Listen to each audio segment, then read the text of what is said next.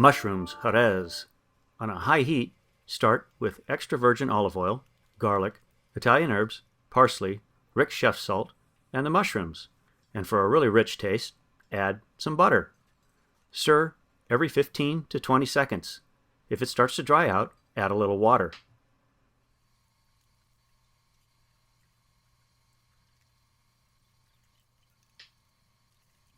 When the mushrooms are done, add the cream sherry. Taste and season.